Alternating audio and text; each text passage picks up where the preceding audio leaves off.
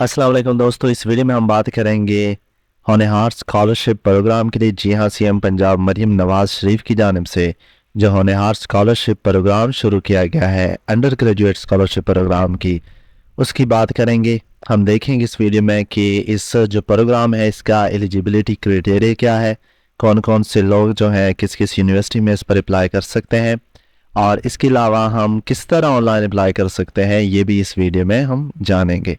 सबसे पहले बात करें एलिजिबिलिटी क्राइटेरिया की, तो आपको बताते चले ये जो प्रोग्राम है ये आपके 100% ट्यूशन फीस को जो है वो कवर करेगा। यानी आपकी जितनी भी ट्यूशन फीस है जो मंथली या ये 6 माही फीस बनती है, फीस सेमेस्टर, ये उसको कवर करेगा। इसके अलावा जो हॉस्टल ड्यूज़ वगैरह है इसमें ये शामिल नहीं है।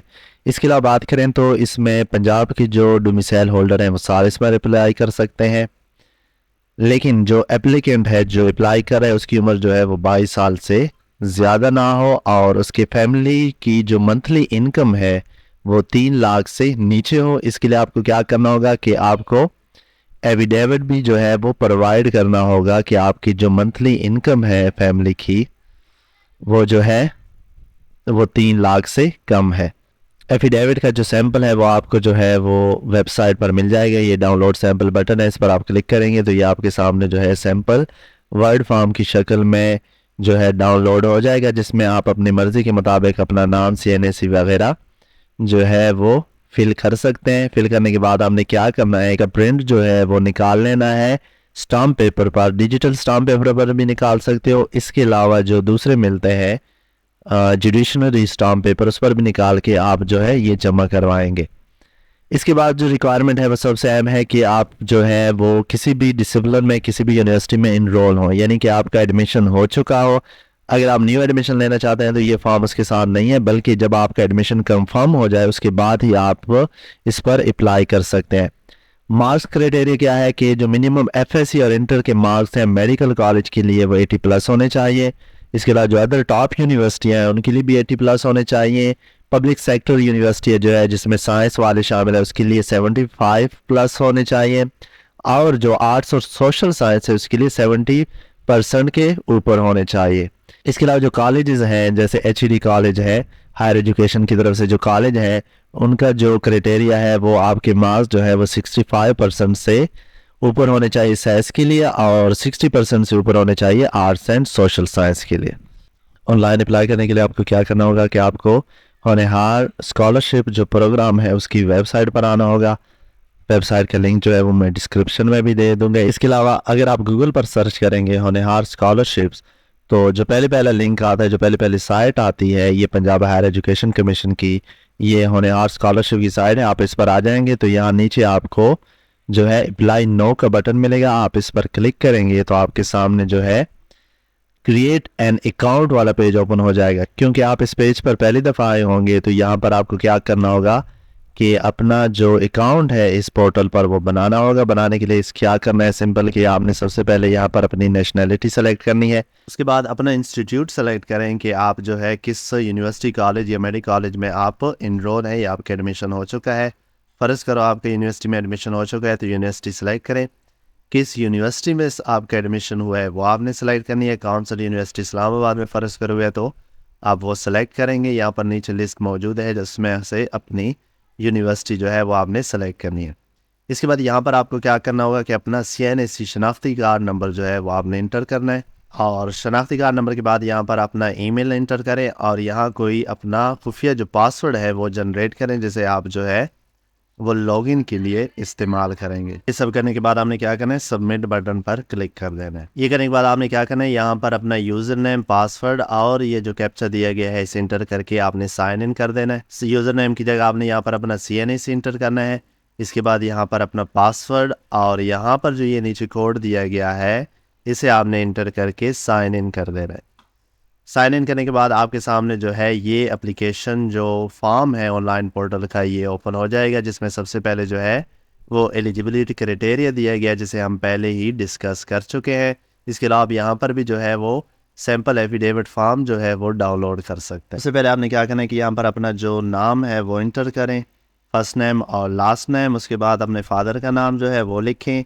यहाँ पर अपना जेंडर सेलेक्ट करें, मेल फीमेल। उसके बाद यहाँ पर अपना रिलीजन, मुस्लिम, नॉन मुस्लिम, हिंदू या जो आपका मज़हब है वो सेलेक्ट करें।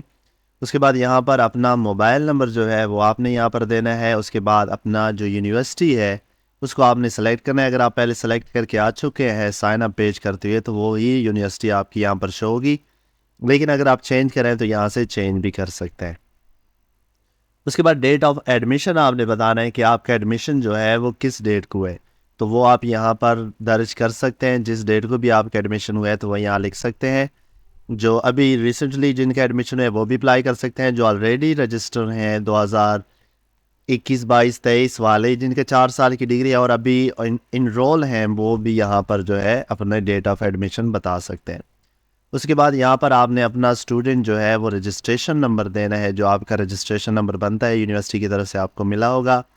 इसके बाद यहाँ पर आपने अपना प्रोग्राम या डिसिप्लिन बताना है कि किस प्रोग्राम में जो है आप अभी रजिस्टर है, कौन सी डिग्री जो है आप यहाँ पर कर रहे हैं, तो वो आपने यहाँ पर इंटर करनी है। उसके बाद आपकी डिग्री का जो टाइटल क्या है, जो डिग्री पर लिखा भी होता है, या आपको ट्रांसक्रिप्ट मिली है, या फिर आपके जो पर्सपेक्टिव है या रजिस्ट्रेशन फॉर्म है उस पर भी आपकी डिग्री का जो नेम है वो लिखा होगा, वो आपने यहाँ पर जो है वो इंटर करनी है।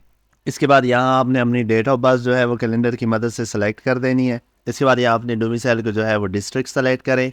यहाँ पर आपने अपनी मंथली इनकम जो है वो डिजिट की शक्ल में लिखनी है, मंथली इनकम। और याद रहे आपने जो एफिडेविट फॉर्म जो है वो सबमिट करना है या किया हुआ है तो उस पर भी आपकी यही इनकम होनी चाहिए। इसके बाद अगर आपका पासपोर्ट बना हुआ है तो वो इंटर करें। और ये तमाम मालूमात देने के बाद यहाँ पर जो है वो आपने पिक्चर भी अपलोड करनी है, जो उस फाइल पे करें। उसके बाद आपकी जो पिक्चर है वो गैलरी में, मोबाइल में जहाँ भी पड़ी हुई है, कंप्यूटर पे, वो सेलेक्ट करके आपने यहाँ पर अपलोड कर देनी है। और सेव एंड, जो नीचे सेव एंड कंटिन्यू का बटन है उस पर आपने क्लिक कर। पर्सनल डिटेल इंटर करने के बाद आपके सामने जो है वो एड्रेस का जो कॉलम है वो ओपन हो जाएगा। यहाँ पर आपने क्या करना है कि सबसे पहले अपना मेलिंग एड्रेस में अपनी कंट्री जो है जो ऑलरेडी सेलेक्टेड होगी, उसके बाद अपना प्रोविंस जो है वो सेलेक्ट करें। अगर आप पंजाब से हैं तो पंजाब सेलेक्ट करें। इसके बाद आपका डिस्ट्रिक्ट कौन सा है, फैसलाबाद है तो वो सेलेक्ट करें। इसके बाद डिस्ट्रिक्ट का सिटी कौन सा है, आमतौर पर ये तहसीलें होंगी, लेकिन अगर इसके अलावा आपका कोई सिटी यहाँ पर मेंशन है जो करीब तरीन आपको पड़ता है तो वो आपने सेलेक्ट कर देना है। और यहाँ पर आपने अपना मेलिंग एड्रेस जो है वो पता जो आपके घर का है वो आपने लिखना है। अगर आपका मेलिंग एड्रेस और परमानेंट एड्रेस सेम है तो ये जो बॉक्स बना हुआ है इसे चेक इन करें। अगर अलग-अलग है आपका मेलिंग और परमानेंट एड्रेस तो फिर आपने वो अपना परमानेंट एड्रेस भी यहाँ पर इंटर कर देना है।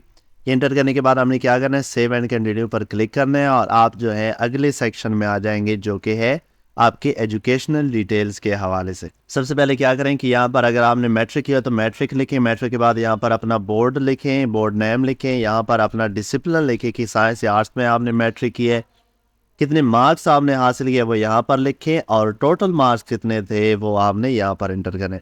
इसके बाद यहाँ पर आपने अपने प्रोग्राम टाइटल जो है वो इंटर, ए लेवल या हाई सेकेंडरी स्कूल सर्टिफिकेट जो आपने किया वो इंटर करें। इसके बाद यहाँ पर अपना बोर्ड नेम लिखें, किस डिसिप्लिन में किया, साइंस या आर्ट्स में, वो सेलेक्ट करें। अपने ऑब्टेन मार्क्स और टोटल मार्क्स लिखकर सेव एंड कंटिन्यू पर क्लिक करें।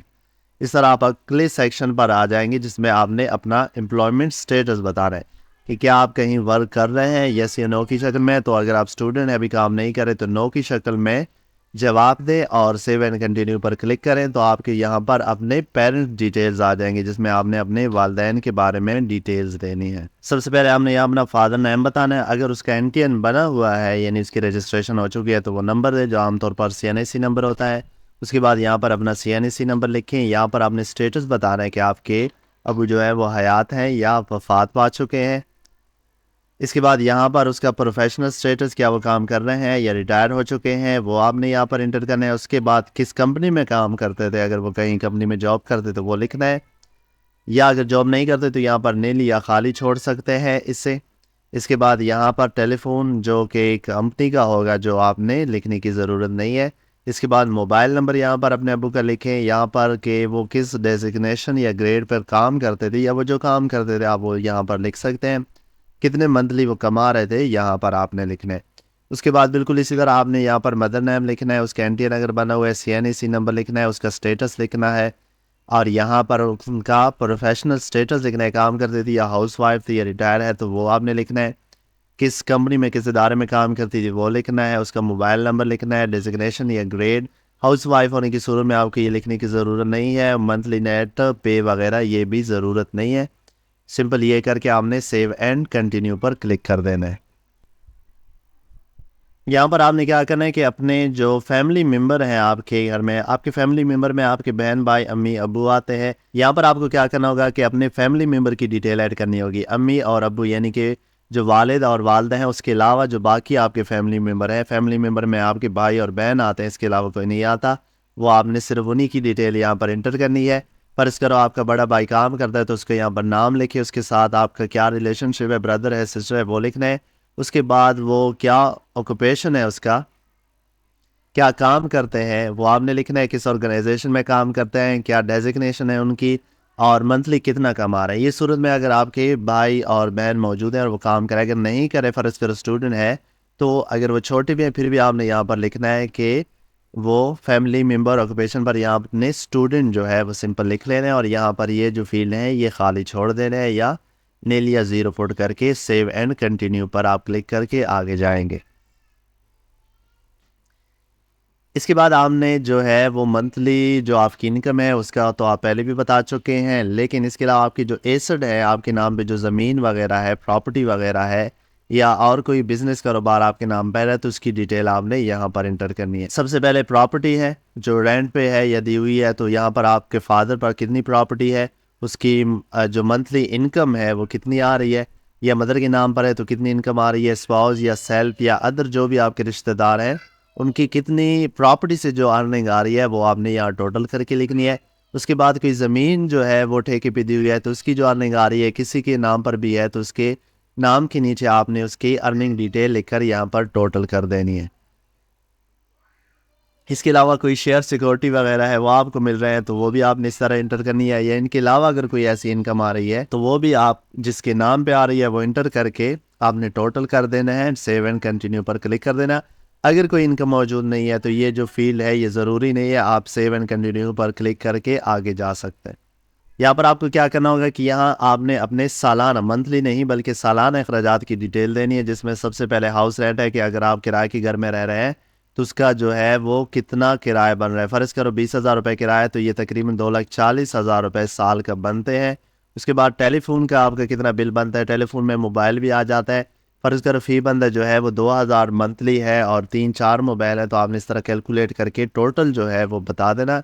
मैं 3 बंदों के हिसाब से आपको बता रहा हूँ, 6,000 महीना हो गया और 6 को 12 से मल्टीप्लाई करो तो ये तकरीबन जो है आप कह सकते हैं कि 80,000 रुपये जो आपका है साल का वो टेलीफोन बिल बनता है। इसी तरह इलेक्ट्रिसिटी बिल जो है वो भी तकरीबन 1 लाख के करीब बनता है। और यहाँ पर गैस अगर है तो वो आपने बतानी है, तो ज़ीरो की शक्ल में जवाब दें। और वाटर का बिल अगर आ रहा है, पानी का, आप कहीं से पानी जो है वो कोई इनके अखराजात हैं तो वो आपने यहाँ पर इंटर करके सेव एंड कंटिन्यू पर क्लिक कर देना है।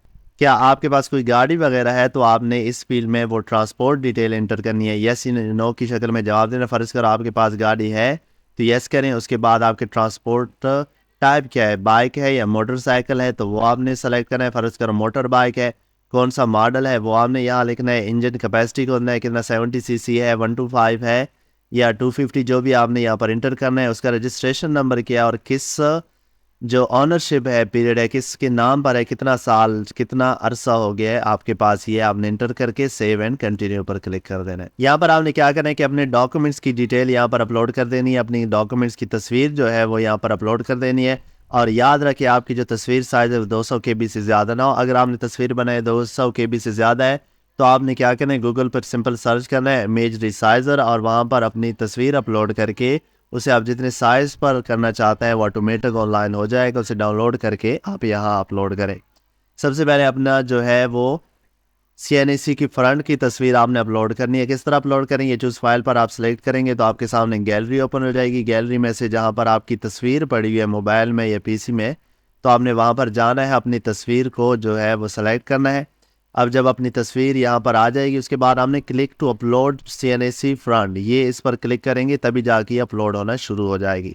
इस तरह आपने ये सारी डिटेल्स जो है, पिक्चर जो है अपलोड करनी है। यहाँ पर आपने बैक साइड की तस्वीर CNAC की अपलोड करनी है। यहाँ पर आपने मैट्रिक की जो सर्टिफिकेट है, जिस पर मार्क्स डिटेल मार्कशीट भी बनी होती है, जिस पर मार्क्स लिखे होते हैं, यहाँ पर वो अपलोड करें। यहाँ पर जो है आपने इंटर वाला सर्टिफिकेट अपलोड करना है, यहाँ पर हमने डोमिसाइल का सर्टिफिकेट अपलोड करें। यहाँ पर जो एफिडेविट फॉर्म है जो आपने बनाया हुआ है, जो पहले शुरू में हमने बताया था जिसका इश्तिहार, वो आपने यहाँ पर फिल करके अपलोड करके सेव एंड कंटिन्यू पर क्लिक कर देना है। अपनी तमाम तर डिटेल देने के बाद आप एंड पर जो है अपनी एप्लीकेशन को रिव्यू कर सकते हैं। रिव्यू पर क्लिक करेंगे तो आपके सामने जो है वो आपकी एप्लीकेशन जो डिटेल्स आपने पुट किया वो सारी शो हो जाएंगी। उसके बाद आप क्या करेंगे कि यहाँ पर आपने देखा हुआ है कि यहाँ पर आप देख रहे हैं कि अगर आप इसको सबमिट करते हैं तो आप जो है वो एग्री करते हैं तमाम टर्म्स एंड कंडीशन के साथ, और एक दफ़ा सबमिट करने के बाद आप जो है वो एडिट नहीं कर सकते। तो आपने, अगर आपको लगता है तमाम डिटेल ठीक से लिखी हुई है, तो यहाँ पर सिंपल सबमिट बटन पर क्लिक करके आप जो है अपनी एप्लीकेशन सबमिट कर देंगे।